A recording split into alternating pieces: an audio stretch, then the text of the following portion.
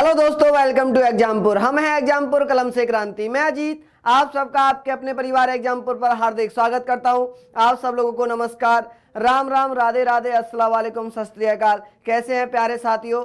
जल्दी से जल्दी दोस्तों लाइव आ जाइए और वीडियो जितना हो सके उतना शेयर कर दीजिए दोस्तों। हाँ जी, नमस्कार, good evening, very good evening dear.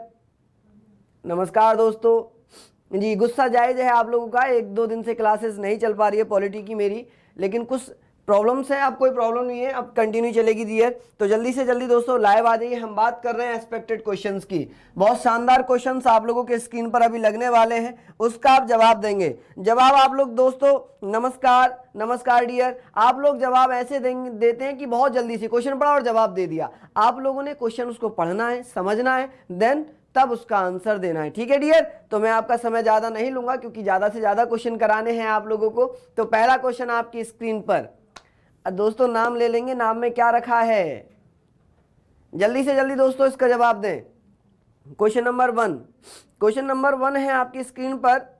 संयुक्त राष्ट्र संघ के सदस्यों ने विश्व शांति और उसकी सुरक्षा की प्राथमिक जिम्मेदारी किसे सौंपी है? जल्दी से बताइए डियर, जल्दी से बताइए, जल्दी से बताएं मेरे दोस्तों, किस पर सौंपी गई है? ए सी, बहुत बढ़िया।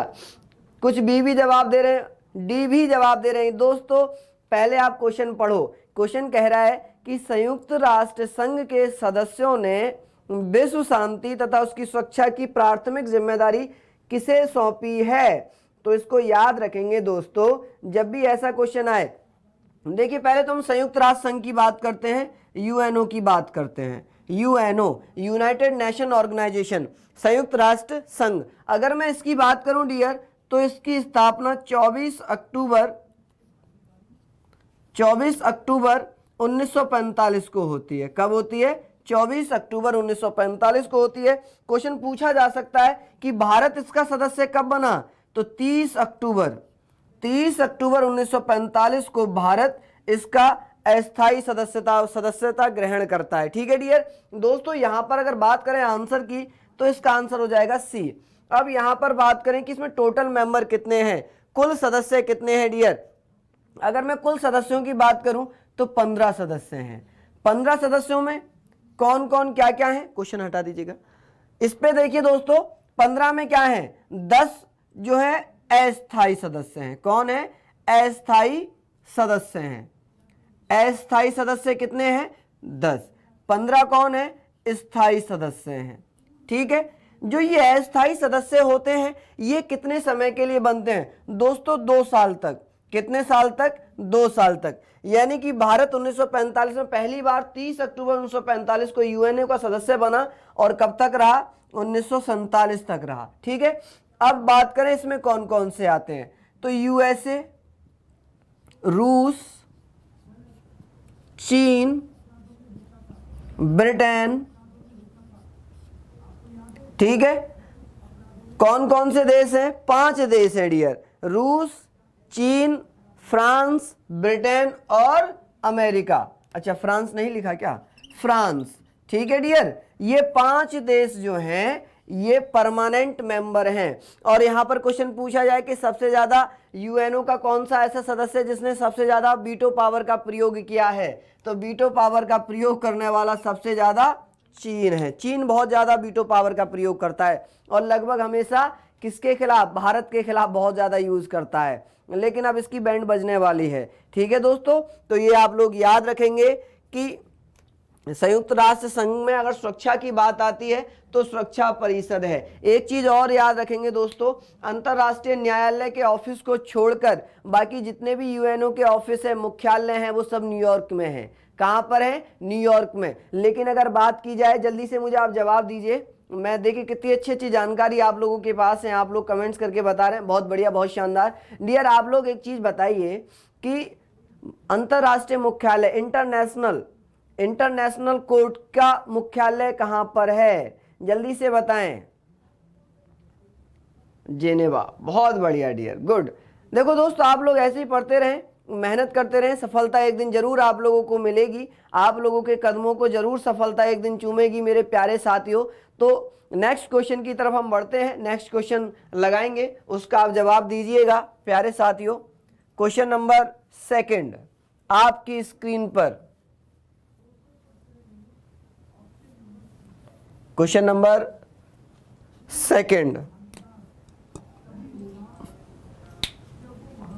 क्वेश्चन नंबर 2 मेरे प्यारे साथियों आपकी स्क्रीन पर लगा है, इसका जवाब दें, इसका जवाब दीजिए। क्वेश्चन नंबर 2, क्वेश्चन नंबर 2 आप लोगों की स्क्रीन पर लग चुका है, इसका जवाब दें, क्या इसका जवाब होगा? भारत स्थायी सदस्य क्यों नहीं है?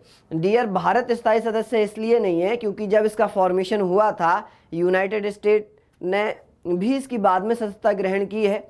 बहुत सारे रीजन्स रहे हैं, ठीक है, हम उस समय इतने स्ट्रांग नहीं थे जितने और ये देश स्ट्रांग है। हमारी इकोनॉमी उस समय स्ट्रांग नहीं थी क्योंकि हम गुलाम थे, हम गुलाम थे। 1947 में तो हम आज़ाद हुए हैं, शायद ये भी एक बहुत बड़ा रीजन है, ठीक है। नेक्स्ट क्वेश्चन है आप लोगों का, चीन की राष्ट्रीय संसद निकाय को किस नाम से जाना जाता है? आप जानते होंगे चीन में एक ही पार्टी है जिसकी वहाँ पर सबसे ज़्यादा, या तानाशाही हम कह सकते हैं कि तानाशाही वो पार्टी करती है, ड्रैगन पार्टी करके, ठीक है। तो ड्रैगन पार्टी है वहाँ की चीन की। अगर उसमें कोई इलेक्शन लड़ना चाहता है, अगर चीन में कोई इलेक्शन लड़ना चाहता है तो वह भी उस पार्टी की परमिशन से इलेक्शन लड़ेगा। कोई अगर नई पार्टी बनाना चाहता है तो उसे भी ड्रैगन पार्टी से परमिशन लेनी होगी कि मैं आपके पार्टी के नेतृत्व में, मैं आपके पार्टी की लीडरशिप में नई पार्टी बनाना चाहता हूं, आप परमिशन दीजिए। तो इस तरीके की वहां पर मोनार्ची सिस्टम एक तरीके से उस पार्टी का हम कह सकते हैं। लेकिन नाम क्वेश्चन यहां पर पूछा है जी, बहुत बढ़िया, शानदार जवाब आ रहा है आप लोगों का। सब लोग अधिकतर सी जवाब दे रहे हैं, good. National people Congress, national people Congress, बहुत बढ़िया डियर, बहुत बढ़िया जवाब आप लोग दे रहे हैं, नेशनल पीपल कांग्रेस, ठीक है डियर। चलिए नेक्स्ट क्वेश्चन की तरफ हम बढ़ते हैं, अगले क्वेश्चन की तरफ हम बढ़ेंगे। क्वेश्चन नंबर 3, क्वेश्चन नंबर 3 आप लोगों की स्क्रीन पर बहुत जल्दी लगने वाला है डियर, उसका जवाब दीजिएगा। क्वेश्चन नंबर 3 आप लोगों की स्क्रीन पर लगेगा, उसका जवाब दीजिए मेरे प्यारे साथियों। क्वेश्चन नंबर 3, क्वेश्चन नंबर 3 आपकी स्क्रीन पर लगा हुआ है, इसका जवाब दें। दोस्तों मेहनत करें, देखिए बिना मेहनत के कुछ नहीं होता, बिना मेहनत किए कुछ नहीं मिलता डियर। एक चीज आप लोग प्लीज ध्यान रखें, मेहनत जितनी शांति से करेंगे सफलता उतना ही शोर मचाएगी। ये इतिहास गवा रहा है इस चीज का। जिन लोगों ने मेहनत बड़ी सफलता से की है, बड़ी शांति से की है, उनकी सफलता ने डंका बजा दिया है। आप लोग कभी जानते होंगे, किसी आपके आस पड़ोस में होता क्या है, किसी ऐसे बच्चे का सिलेक्शन होता है जिसको कोई जानता ही नहीं है, फिर बाद में कहते अरे उसका सिलेक्शन, वो तो दिखता ही नहीं था। वो इसीलिए नहीं दिखता था क्योंकि वो घर में बैठ के तैयारी करता था, और हम लोग सड़कों पर घूम रहे होते हैं, तो हम घूमते ही रह जाते हैं। सिलेक्शन वो लोग ले जाते हैं जो घर में बैठ के पढ़ते हैं, ठीक है डियर। तो प्लीज आप लोग इस चीज को समझें और किसी गलत वे में ना लेकर जाएं, ठीक है। जल्दी से इसका जवाब दें क्वेश्चन नंबर 3 का। निम्न में किस अमेरिका राष्ट्रपति ने कूटनीतिक संबंध सुदृढ़ करने के लिए 1972 में चीन का दौरा किया था? जल्दी से बताएं। जॉर्ज बुश ने नहीं डियर, जॉर्ज बुश कहां से करेंगे? 1972 की बात हो रही है, जॉर्ज बुश कहां से आ जाएंगे यहां पर? JF कैनेडी बता रहे हैं बहुत सारे लोग, नहीं डियर। हाँ बहुत बढ़िया, नाम तो मैं नहीं पढ़ पा रहा हूं क्योंकि बहुत जल्दी जल्दी कमेंट्स आते हैं डियर, मैं पढ़ ही नहीं पाता। रिचर्ड निक्सन, कौन डियर? Richard Nixon. देखो रिचर्ड निक्सन ने क्या किया, ये जो भारत के कूटनीतिक दौरे की अगर मैं बात करूं कि अमेरिकी राष्ट्रपति कौन थे जिन्होंने संबंध सुदृढ़ करने के लिए 1972 में चीन का दौरा किया था, तो उनका नाम था रिचर्ड निक्सन। रिचर्ड निक्सन जब राष्ट्रपति बनते हैं तो ये 1969 में बने, और कब तक रहे? 1974 तक राष्ट्रपति रहे, प्रेसिडेंट रहे यूएसए के। कहाँ के? यूएसए के राष्ट्रपति रहे। और 1972 में चीन और अमेरिका के संबंधों को सही करने के लिए, व्यापारिक, आर्थिक व अन्य रिलेशंस को एक साथ मजबूत करने के लिए अमेरिका जाते हैं। और ये सफलता, ये जो इनकी कुछ मैं ये कहूं कि जो दौरा था ये कुछ हद तक सफल भी हुआ, लेकिन पूर्ण रूप से सफल नहीं हो पाया। रीजन ये है कि अमेरिका हर किसी देश पे अपना प्रभुत्व जमाना चाहता है। अमेरिका हर किसी देश को ये चाहता है कि ये मेरे कंट्रोल में रहे, तो ऐसा इम्पॉसिबल है। अब देखिए, भारत जब प्रधानमंत्री नरेंद्र मोदी मुख्यमंत्री हुआ करते थे गुजरात के, तो यूएसए ने उन पे बैन कर दिया। क्या कर दिया? यूएसए ने बैन कर दिया। लेकिन जब भारत के प्रधानमंत्री बने, भारत मजबूत होता चला गया, तो फिर क्या हुआ डियर? तब यूएसए खुद भारत के पीछे भाग रहा है। नरेंद्र मोदी जी ने, मैं ये किसी पार्टी का सपोर्ट नहीं कर रहा हूं, लेकिन मैं ये कहना चाह रहा हूं कि अब भारत उस स्थिति में है जब अमेरिका भारत को अपने कंट्रोल में नहीं कर सकता। तो मेरे प्यारे साथियों, इस चीज का आप लोग जरूर ध्यान रखेंगे। तो क्वेश्चन नंबर 3 का आंसर क्या होगा? क्वेश्चन नंबर 3 का आंसर हो जाएगा ए।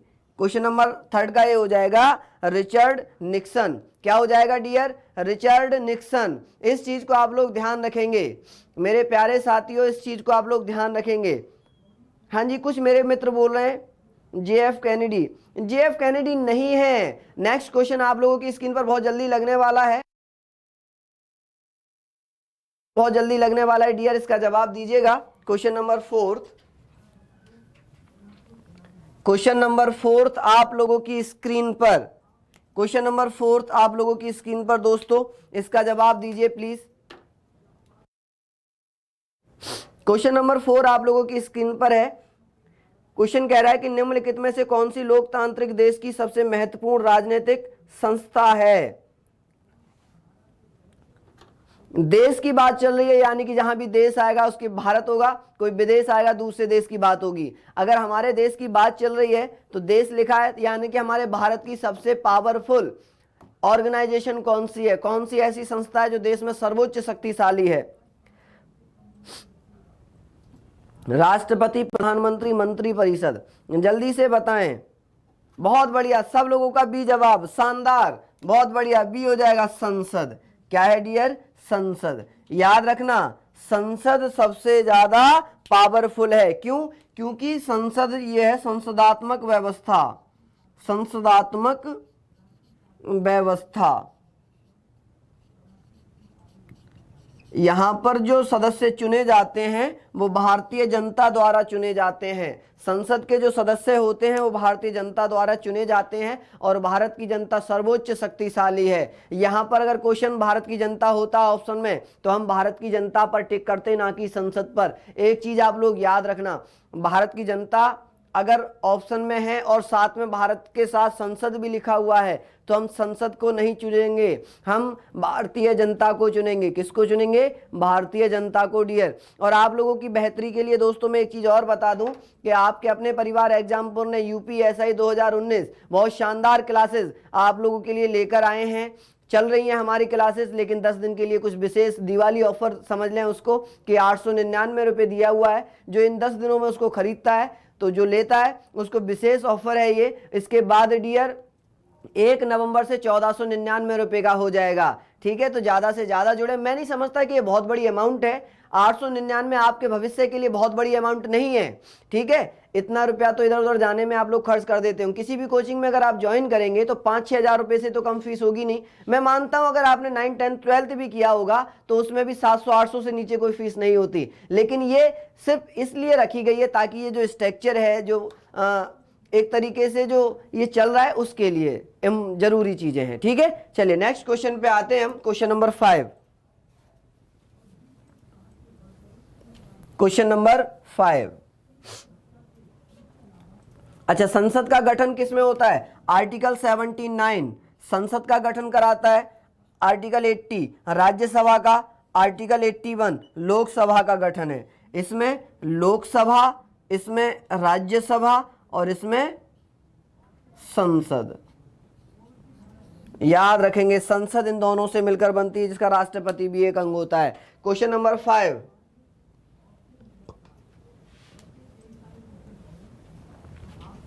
क्वेश्चन नंबर 5 आपके स्क्रीन पर लगा है डियर, इसका जवाब दें। क्वेश्चन नंबर 5, क्वेश्चन नंबर 5 क्या कहता है? क्वेश्चन नंबर 5 क्या कह रहा है डियर? संसार में सबसे पहली महिला प्रधानमंत्री किस देश की बनी है? जल्दी से बताइए, जल्दी से बताइए डियर, देखिए क्वेश्चन बहुत शानदार है, बहुत अच्छा है। अगर मैं बात करूं सबसे पहली महिला प्रधानमंत्री की किस देश की थी, तो श्रीलंका। इसका ऑप्शन बी हो जाएगा श्रीलंका। क्यों हो जाएगा श्रीलंका? क्योंकि श्रीलंका में 1960 में पहली महिला प्रधानमंत्री बनी थी। इनका नाम क्या है? नाम बताइए जल्दी से दोस्तों, नाम बताइए। वाह, भंडार नायके जी, बहुत शानदार जवाब आपका था भैया। नाम तो मैं नहीं पढ़ पाया, लेकिन आंसर बहुत शानदार था आपका। ठीक है, देखिए अगर इनका पूरा नाम पढ़ा जाए तो श्रीमावो भंडार नायके। श्रीमावो, क्या नाम है? श्रीमावो, श्रीमावो भंडार नायके, याद रखेंगे, श्रीमावो भंडार नायके। ये 1960 में बनती है। कब? 1960 से लेकर 1965 तक रहती है।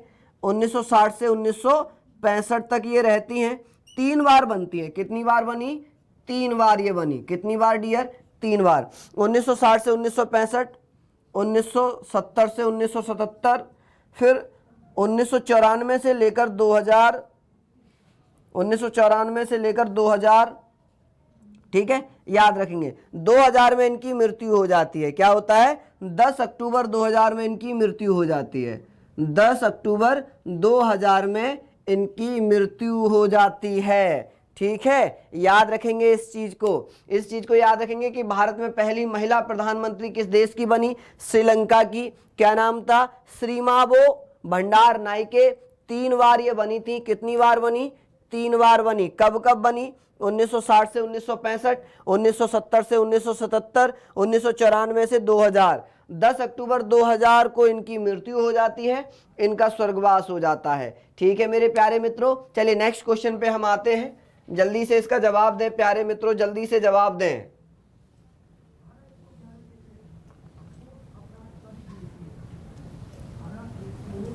क्वेश्चन नंबर 6, क्वेश्चन नंबर 6 था ना?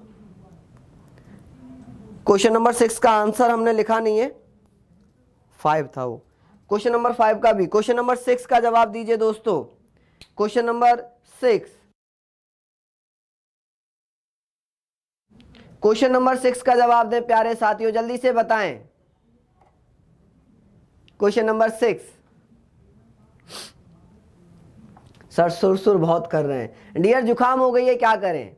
जुकाम है, कई दिन से लगातार जुकाम है, खत्म नहीं हो पा रही है, मेडिसिन चल रही है, लेकिन सुर पे ध्यान मत दो, क्वेश्चन पे ध्यान दो। क्वेश्चन पे, क्वेश्चन काम में आएंगे, सुर काम में नहीं आएगी। क्वेश्चन नंबर 6 सॉरी, भारत और पाकिस्तान के बीच शिमला समझौते पर हस्ताक्षर किए जाने का वर्ष है। देखो आप सब लोगों को याद होगा, शिमला समझौता जो भारत और पाकिस्तान के 2 प्रधानमंत्रियों के बीच में हुआ था, शिमला समझौता, शिमला पैक्ट। शिमला पैक्ट की अगर मैं बात करूं तो डियर, शिमला पैक्ट ये होता है 2 प्रधानमंत्रियों के बीच में। एक तरफ भारत की प्रधानमंत्री हैं इंदिरा गांधी, कौन है? इंदिरा गांधी। और एक थे पाकिस्तान के जुल्फिकार अली भुट्टो, क्या नाम है? जुल्फिकार अली भुट्टो। ठीक है, इन दोनों के बीच में शिमला में एक समझौता हुआ जिसे कहा गया 1972 का समझौता। किसका? 1972 का समझौता। अगर डेट दे दी जाए तो 2 जुलाई 1972 में शिमला पैक्ट हुआ था। क्या हुआ था? शिमला पैक्ट हुआ था। पानी को लेकर समझौता हुआ था। किसको लेकर? पानी को लेकर दोस्तों समझौता हुआ था। नेक्स्ट क्वेश्चन पे हम लोग चलेंगे, तो इसका क्या आंसर हो जाएगा? ए आंसर होगा। क्या आंसर होगा? ए। क्वेश्चन नंबर 7, क्वेश्चन नंबर 7 आप लोगों की स्क्रीन पर, क्वेश्चन नंबर 7 जल्दी से उसका जवाब देंगे। 6 का ए हो जाएगा। क्वेश्चन नंबर 7,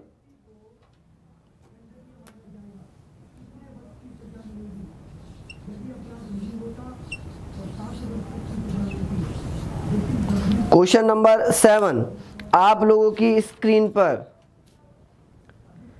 देखिए डियर, क्वेश्चन नंबर 7 आप लोगों की स्क्रीन पर लग चुका है। इसका जवाब दें कि जब भारत और रूस के बीच मैत्री और सहयोग की संधि पर हस्ताक्षर किए गए तब रूसी नेता कौन था? भारत और रूस के बीच में जो संधि होती है वो होती है डियर 1971 में। कब होती है? 1971 में। और उस समय 1971 में रूसी नेता जो थे, जिनके साथ भारत की तत्कालीन प्रधानमंत्री इंदिरा गांधी जी ने हस्ताक्षर करवाए थे, तो कौन थे? Leonid Brezhnev. लियोनिड ब्रेजनेव कौन थे? Leonid Brezhnev. याद रखेंगे, इनके साथ भारत और रूस का एक मैत्री, आर्थिक और बहुत सारे ऐसे समझौते हुए थे। रूस आज भी भारत का मित्र है। रूस ने हमेशा भारत का सपोर्ट किया है। जब जब भारत को रूस की आवश्यकता हुई तब तब भारत ने रूस को सपोर्ट किया है मेरे मित्रों। चलिए नेक्स्ट क्वेश्चन पे आते हैं। तो इसका आंसर क्या हो जाएगा? बी। इसका आंसर हो जाएगा बी। पाकिस्तान इसीलिए तो चिढ़ता है कि रूस पाकिस्तान को सपोर्ट नहीं करता, भारत को सपोर्ट करता है। अमेरिका भी चिढ़ता है, अमेरिका का भी बैंड बजा रहता है दोनों देशों से, क्योंकि रूस भी बहुत पावरफुल है और भारत भी। तो अमेरिका की बैंड बजी रहती है। अमेरिका चाहता है पता नहीं ये दोनों मिल जाएं तो मेरा हैप्पी बर्थडे मना देंगे मिलके। तो उसको अपने हैप्पी बर्थडे और केक की टेंशन रहती है, कहीं दोनों मिलकर मेरा केक ना काट दें। चलिए क्वेश्चन नंबर 7 हमने कर लिया। क्वेश्चन नंबर 8 आपकी स्क्रीन पर लगा है कि भारत के पड़ोसी देश भूटान में किस प्रकार की सरकार है डियर। बहुत सिंपल क्वेश्चन है, बहुत अच्छा क्वेश्चन है। वहाँ अभी भी राजा बनते हैं, भूटान में अभी भी राजा बनते हैं। और यहाँ पर एक क्वेश्चन और पूछा जाता है कि भूटान की संसद को किस नाम से जाना जाता है। तो भूटान की जो संसद है उसे सोंगुड कहते हैं, सोंगडू कहते हैं। क्या कहते हैं? सोंगडू। भूटान की जो संसद है उसे सोंगडू कहते हैं। और यहाँ के जो वर्तमान राजा भी वर्तमान में हैं, तो आप सभी जानते होंगे वांगचुंग। क्या नाम है उनका? वांगचुंग, खेसर वांगचुंग। खेसर वांगचुंग, क्या नाम है? खेसर वांगचुंग उनका नाम है। ठीक है डियर, याद रखेंगे। राजशाही, संवैधानिक राजशाही। और यहाँ के जो राजा बनते हैं वो पारिवारिक होते हैं। वंशवाद वहां पर चल रहा है अभी भी, जिसको बोलते हैं ड्रक गयाल्पो। क्या बोलेंगे? वहां के राजा जो बनते हैं उन्हें बोलते हैं ड्रक गयाल्पो।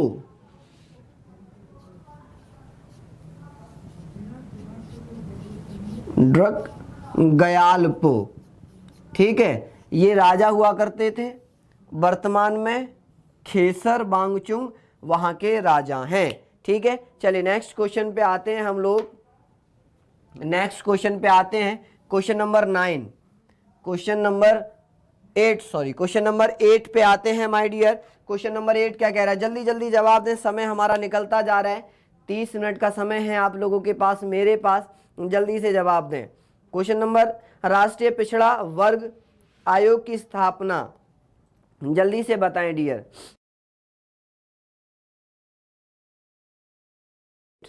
अच्छा सॉरी, क्वेश्चन नंबर 8 का जवाब दें डियर। भारत के पड़ोसी देश भूटान के किस प्रकार की, ये तो कर लिया हमने क्वेश्चन नंबर 8। क्वेश्चन नंबर 8 का है बी।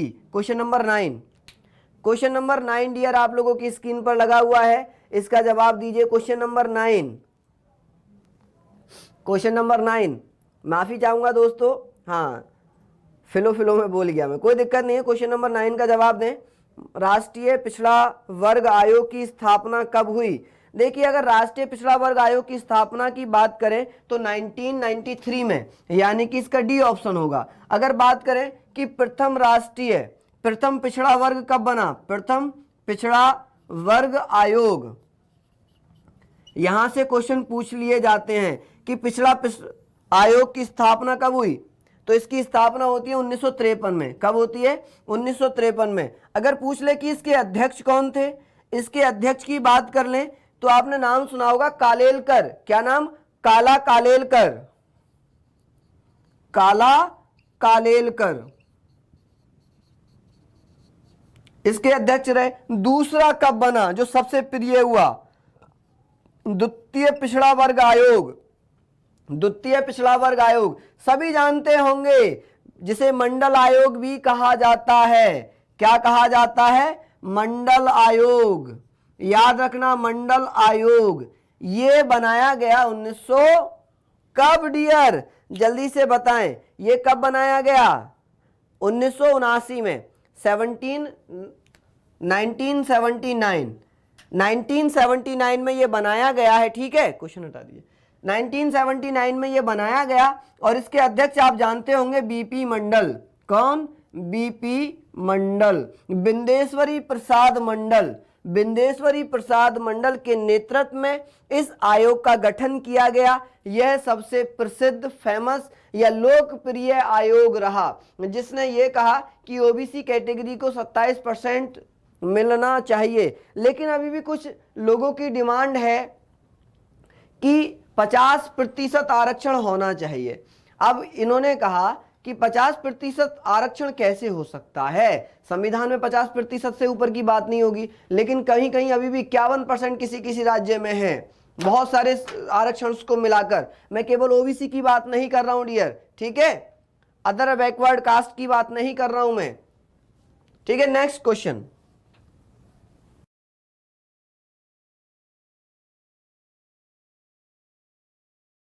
हम बात करें ऑप्शन।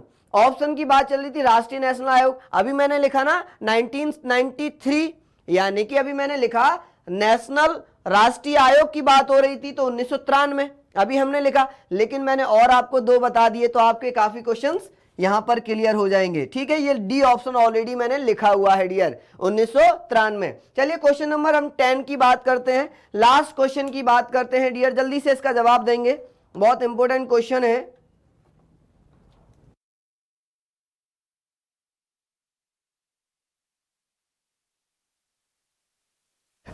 जल्दी से बताएं मेरे प्यारे मित्रों।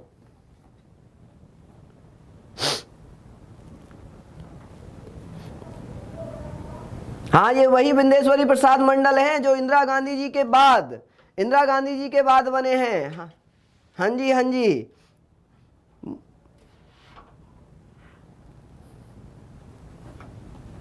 जनता पार्टी की सिफारिश, बहुत बढ़िया। देखिए कितनी जानकारी आप लोगों के पास है। दोस्तों, भारतीय जनता पार्टी उस समय नहीं थी, उस समय भारतीय जनता पार्टी नहीं थी, जनता पार्टी हुआ करती थी। देखो, जनता पार्टी की अगर नींव की बात करें तो 1951 में एक व्यक्ति थे श्यामा प्रसाद मुखर्जी, जिन्होंने कांग्रेस पार्टी से इस्तीफा दिया। पहले व्यक्ति जिन्होंने कैबिनेट से इस्तीफा दिया तो श्यामा प्रसाद मुखर्जी।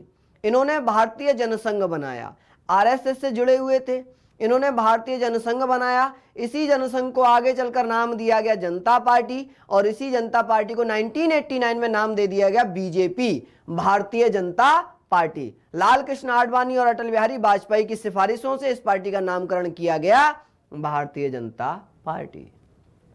चलिए, लास्ट क्वेश्चन है आप लोगों का, सर्वसत्ता संपन्न संसद की अवधारणा किस देश की देन है?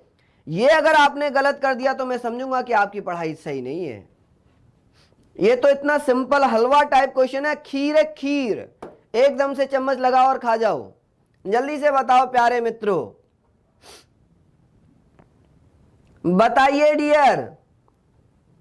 बहुत बढ़िया, इंडिया, भारत, बहुत बढ़िया। किसकी देन है? भारत की। देखो, संसद जो देन है वो भारत की देन है कि संसद में सर्वसत्ता है, सर्वोच्च शक्ति निहित है, ठीक है। इस चीज को आप लोग प्लीज ध्यान रखेंगे मेरे साथियों, मेरे मित्रों, जरूर इस चीज को आप ध्यान रखेंगे। और दोस्तों, आप लोगों ऐसे ही इसी प्यार अपने साथ, अपने परिवार एग्जामपुर के साथ बनाए रखें।